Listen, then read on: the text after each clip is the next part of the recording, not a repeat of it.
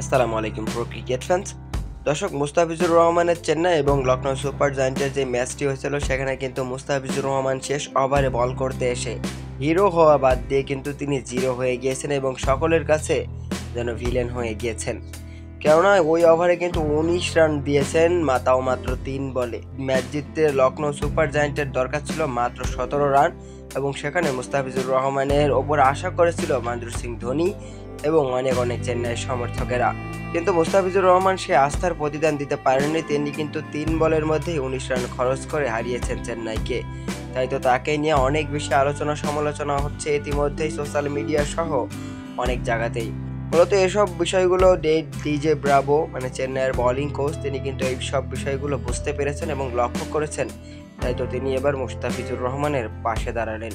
তিনি মুস্তাফিজুর রহমানকে নিয়ে বলেন, পিচ খুব স্পেশাল, তার মধ্যে উইনিং বোলিং অ্যাকশন রয়েছে, এছাড়াও বিশ্বের অন্যতম সেরা স্লোয়ার বোলারের খ্যাতি রয়েছে তার।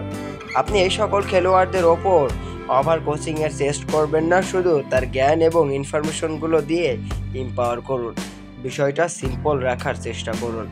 মূলত ডিজে ব্রাভো বোঝাতে চেয়েছেন যে মুস্তাফিজুর রহমানকে নিয়ে যে পরিমাণ আলোচনা সমালোচনা হচ্ছে সোশ্যাল মিডিয়াতে, সিম্পল রাখতে বলেছেন ডিজে ব্রাভো।